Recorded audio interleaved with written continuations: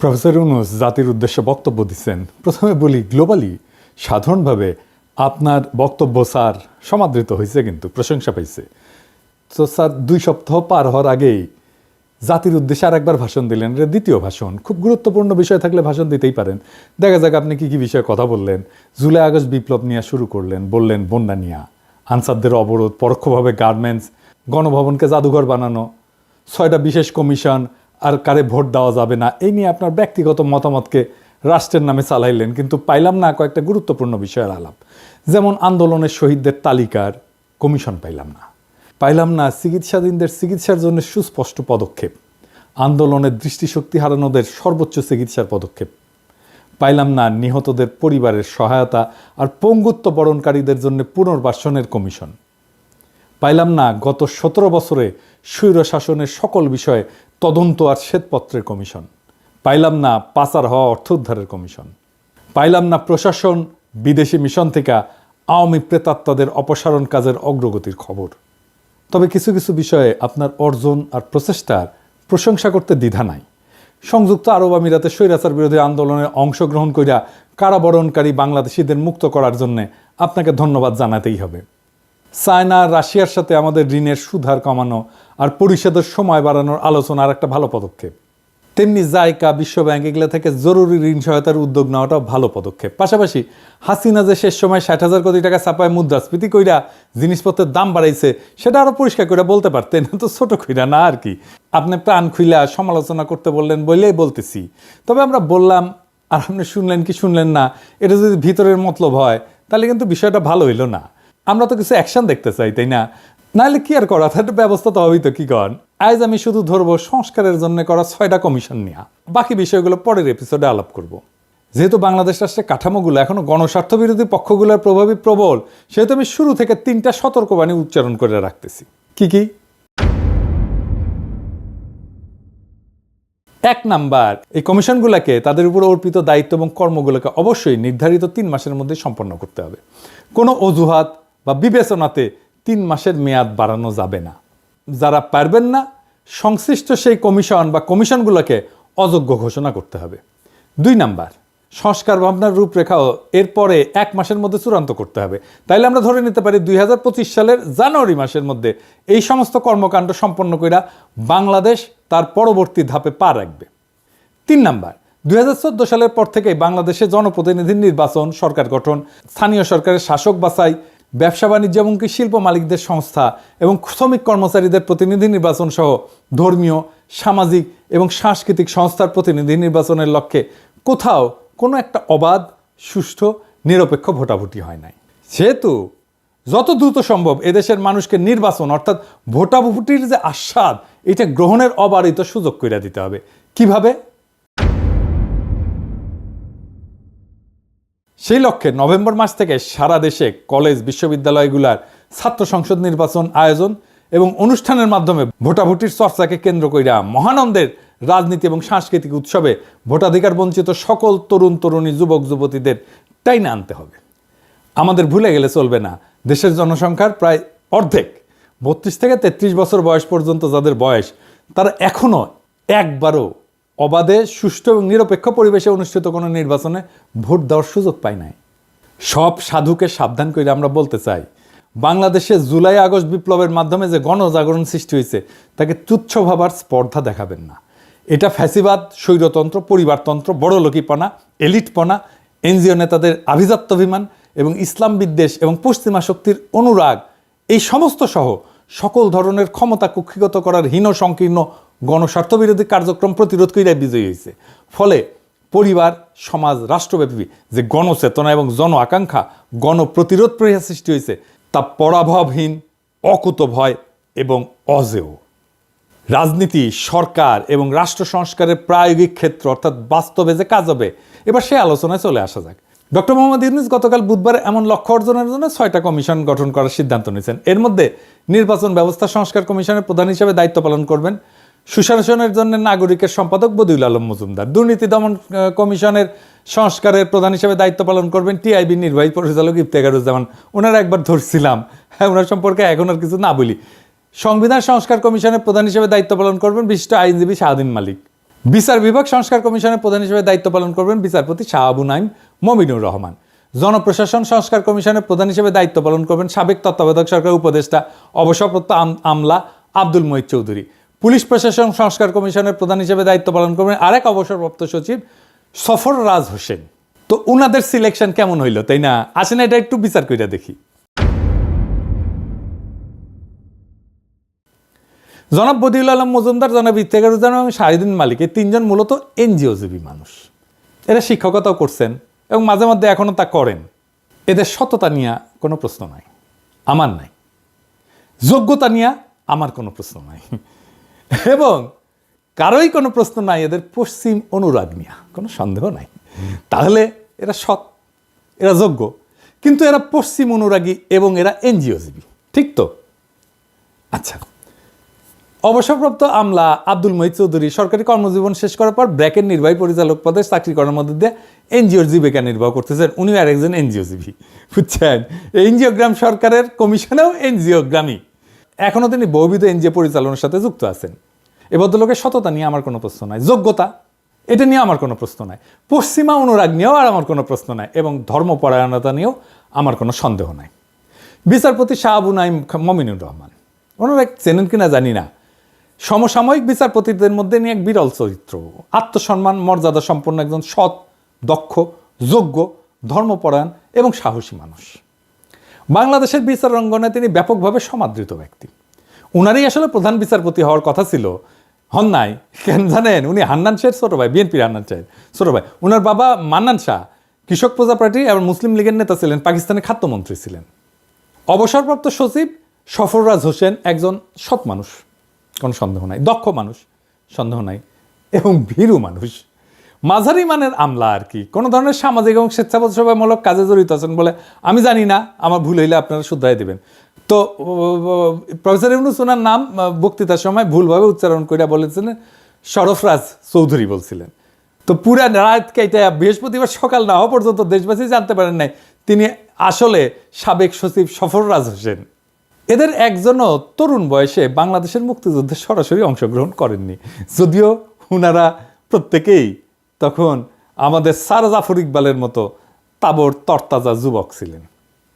তবে অপ্রত্যক্ষভাবে ৭১ এবং তাদের পরিণত বয়সে এবং বৃদ্ধকালে সকলেই সদ্য সম্পন্ন বিজয়ী গণ অভ্যুত্থানের সমর্থকের ভূমিকা পালন করছেন। এই ব্যাপারে আমার কোনো সন্দেহ নাই। জাতিসংঘের তত্ত্বাবধানে প্রত্যেকটা ঘটনার তদন্ত দাবি করে বিক্ষুব্ধ ৭৪ নাগরিকের বিবৃতি, এই শিরোনামে ২৯শে জুলাই প্রথম আলোতে প্রকাশিত খবরে দেখা যায় বদিউল আলম মজুমদার, ইফতেখারুজ্জামান এবং শাহদিন মালিক সাইন করছিলেন। কিন্তু এইখানে গুরুত্বপূর্ণ বিষয় আছে, প্রফেসর ইউনূস স্যার, আপনি একটু শুনে থাকেন, আপনি হয়তো খেয়াল করেন নাই।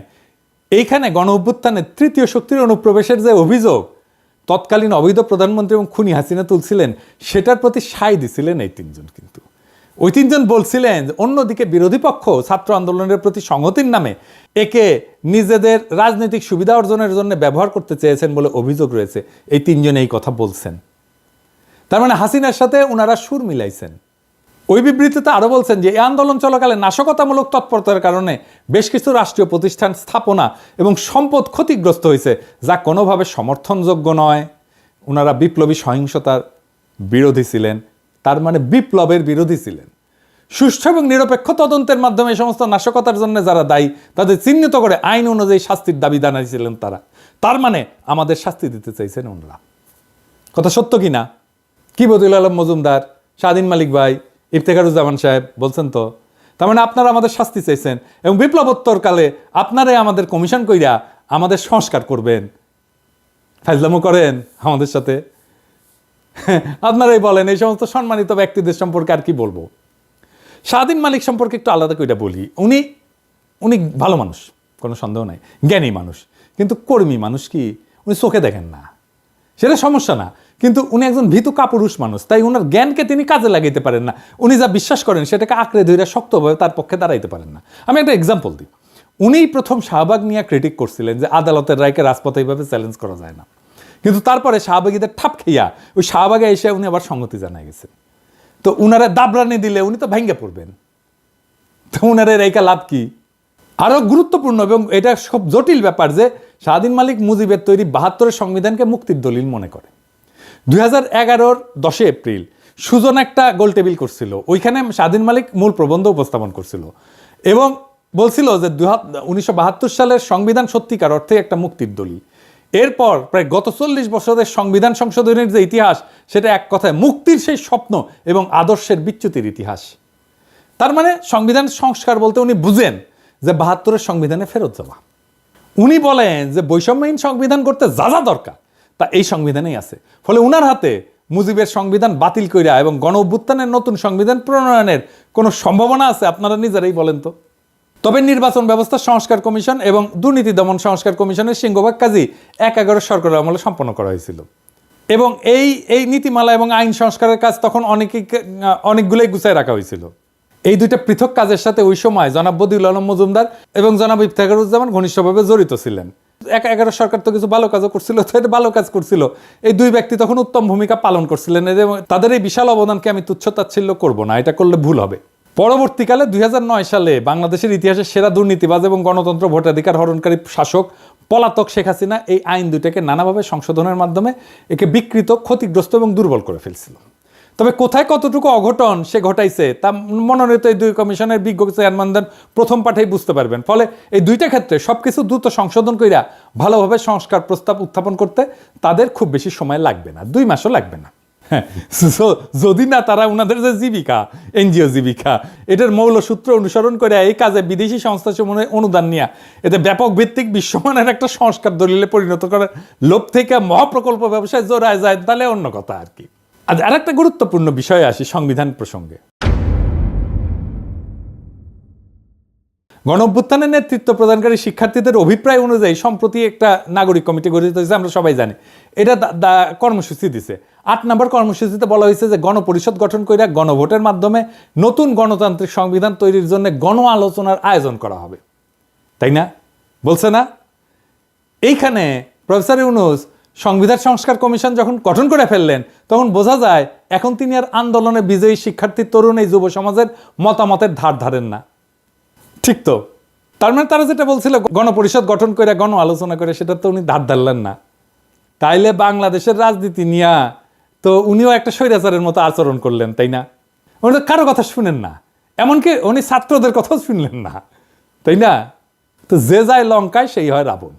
উপনিবেশিক ব্রিটিশ শাসনের স্বার্থানুকূল আমলাতন্ত্রের আদলে গড়া পাকিস্তান সিভিল সার্ভিসের গর্বিত অফিসার বাংলাদেশ সরকারের সাবেক সচিব আব্দুল মুহিত চৌধুরীর পক্ষে কি কোনো প্রগতিশীল সংস্কার ঘটানো সম্ভব? তার কোনো ক্রিটিক্যাল ভিউ আছে এই ব্যুরোক্রেসির ব্যাপারে? তো তার নেতৃত্বে জনপ্রশাসনে কি সংস্কার করবে তো বুঝেই না। ওই তো এই ব্রিটিশ আমলাতন্ত্র নিয়ে মুগ্ধ হয়ে বসে থাকে। আচ্ছা, প্রশাসন ক্যাডারের অফিসার অবসরপ্রাপ্ত সচিব সফররাজ হোসেন পুলিশ প্রশাসনের সংস্কার কমিশনের প্রধান হিসেবে সফলভাবে কাজ করতে পারবেন? উনি কি পুলিশ তো এখন একটা বিশাল বড় প্রতিষ্ঠান, সেহেতু পুলিশের কোনো অবসরপ্রাপ্ত সৎ, দক্ষ, যোগ্য, সম্মানিত কর্মকর্তাকে এই কমিশনের প্রধান হিসেবে দায়িত্ব দেওয়া উচিত ছিল। এখন প্রেসিডেন্ট ইউনূস কইতে পারেন এমন লোক খুঁজে পাই না, তাহলে যদি খুঁজে না পাওয়া যায় তাহলে একজন বিচারপতিকে উল্লেখিত কমিশনের চেয়ারম্যান করলে ভালো হইতো না? একজন আমলা যার পুলিশ সম্পর্কে কোনো অভিজ্ঞতাই নাই, তারে কমিশনের চেয়ারম্যান বানায় দিচ্ছে। বলেন তো, আপনারা তো দেখছেন, আমি একটা পুলিশের নিয়ে একটা এপিসোড করেছিলাম। উনি কি এই জিনিসগুলো জানেন? জানেন না। তো আমার মতো একজন সামান্য ইউটিউবার যে জিনিস জানে সেটাও তো উনি জানেন না রে ভাই। বিচার বিভাগ, জনপ্রশাসন বিভাগ, আইন শৃঙ্খলা, জননিরাপত্তা বিভাগের পাশাপাশি রাষ্ট্রের চতুর্থ গুরুত্বপূর্ণ প্রতিষ্ঠান হচ্ছে বাংলাদেশের সশস্ত্র বাহিনী। এই দীর্ঘ 15 বছরের ফ্যাসিবাদী শাসনে এর অন্তর্গত বাহিনীসমূহে ব্যাপক ক্ষতিগ্রস্ত হয়েছে। তাদের অনেক কর্মকর্তা খুন, গুম, দস্যুতা, দুর্নীতি সহ নানা গণবিরোধী কাজে জড়ায় পড়ছেন। নৈতিকতা ও নেতৃত্ব শূন্যতায় ভোগা এইরকম বাহিনীতে ব্যাপক সংস্কার প্রয়োজন।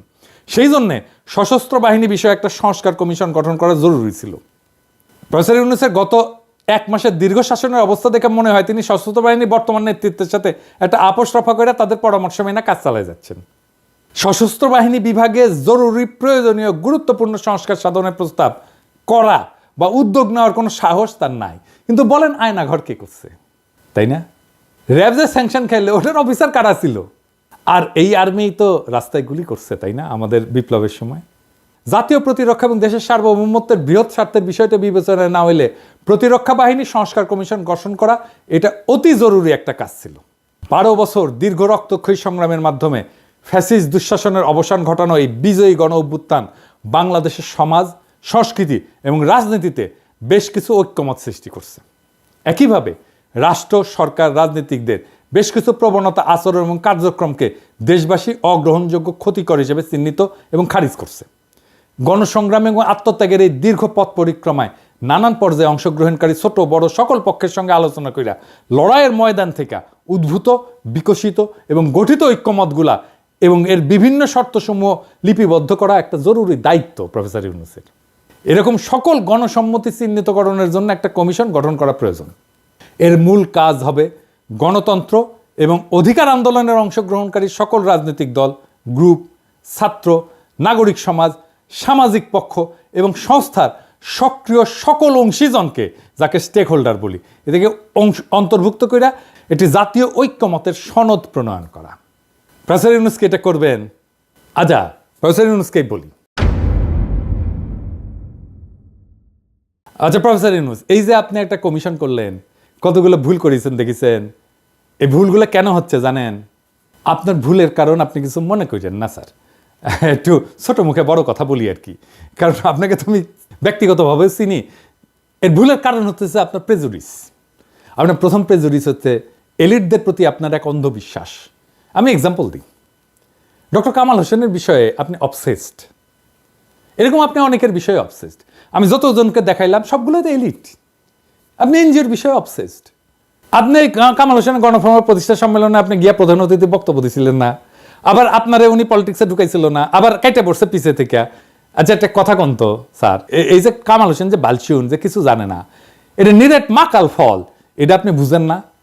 এটা কইতে চান? এটা আমার বিশ্বাস করতে হবে আপনি ঠিকই জানেন, কিন্তু মানেন না। উনার সাথে 10 মিনিট কথা বললে একজন আক্কেলওয়ালা মানুষ বুঝে যাবে উনি কি মাল। এই যে ফ্যাসিবাদ তৈরি হলো, এটাতে উনার দায় আছে না? একটা সংবিধান লিখেছে নানা জায়গা থেকে টুকলিফাই করিয়া, সেটা অসংখ্য জায়গায় সব বিরোধিতায় ভর্তি। এই আপনি সংবিধান পড়ছেন স্যার, আপনি পড়িয়া দেখেন তো, ওইটার মধ্যে কতগুলো জায়গায় সব বিরোধিতা আছে। এটা কে লিখছে? উনি লিখছেন তো। তা আপনি কেন জিগান না? ওনারা এত গুরুত্ব দেন কেন? যে সংবিধান থেকে জন্ম নিচ্ছে ফ্যাসিবাদ, তাও আপনি বুড়া মাথা মোটা এলিটদের সার ছাড়তে পারেন না। ধরেন আপনি এই যে কমিশনগুলো গঠনের আগে যদি কয়েকজনের সাথে আলাপ টালাপ করে নিতেন, মানে আপনার অপদার্থ উপদেষ্টার সাথে না, যারা পিছিয়ে মুজিবের ছবি লাগায় বন্দনা করে তারা না, এই আন্দোলনের যারা স্টেক হোল্ডার তাদের সাথে যদি আপনি আলোচনা করতেন, আপনার পরিকল্পনাটা সুন্দর হইতো না? আপনার তো নিজের আলাপের দরকার নাই, আপনি বইলা দিলেই তো আলাপ করে ফেলে। ধরেন আপনি তো আমারও রিস্ক করতে পারতেন, কারে দিয়ে রিস্ক করতেন সেটা তো আপনি জানেন। আর আমি লিখে দিতাম আপনার প্রপোজাল, নামধাম রেশনাল দিয়া, যুক্তি তর্ক দিয়া, যে কেন উনাকে করতে হবে। আপনি না নেন আমার প্রস্তাব, কিন্তু একটা আপনার অল্টারনেট ভিউ পাইতেন তো আমার কাছ থেকে, পাইতেন না? হ্যাঁ, তো আপনি করলেন না কেন? আপনার তো সময় যাইতো না, কারণ আপনি মানুষ বলেই মনে করেন না আমাদেরকে। আসলে আমরা তো এলিট না, তাই না? বগুড়া ভাষায় কথা বলি তো, সেই জন্য আমাদের পাত্তা দেন না। তা আপনার উপদেশটা তো আপনারা ভালো পরামর্শ দিতে পারতেছে না, আমাদের সাথে তো আলোচনা করতে আপনার ভালো লাগবে না, আমরা তো এলিট না। তা আমরা তো সাহায্য করতে চাই, সাহায্য নেন না কেন? আমি সিরিয়াসলি জানতে চাই আপনি নেন না কেন? আপনার বক্তৃতার খুঁটিনাটি নিয়ে আমি আর একটা এপিসোড করব, কিন্তু আপনার দোহাই লাগে আপনার কাজের পদ্ধতি পাল্টান। এটা পলিটিক্স, এটা সামাজিক ব্যবসা বা গ্রামীণ ব্যাংক না স্যার। এটা জাতির ভবিষ্যৎ যুক্ত আছে এটার সাথে। মেহরবানি করে এই জাতিকে বিপদে ফেলায়েন না। এমনিতে আপনার উপদেষ্টাদের নিয়ে আমরা হতাশ, আপনারে নিয়ে হতাশিতে দিয়েন না স্যার, আপনার পেলিজ লাগে। এটা বিপ্লব করছি নষ্ট হইতে যাওয়ার জন্য না, এই বিপ্লব আমরা টিকায় রাখবো এবং আপনারে এই বিপ্লব টিকায় রাখতে হবে। এই দায়িত্ব আপনাকে পালন করতেই হবে, আপনি দায়িত্ব নিয়েছেন, পালন করতে হবে এবং আপনি যেন সর্বোচ্চ ফলাফল নিয়ে আসতে পারেন, সেই জন্য আমাদের এই কনস্ট্যান্ট ওয়াচ রাখতে হবে এবং আপনাকে সমালোচনার মধ্যে রাখতে হবে। এটা আমরা রাখবো, এটা আমাদের দায়িত্ব, কারণ দেশ আমাদের সবার। ইনকিলাব জিন্দাবাদ।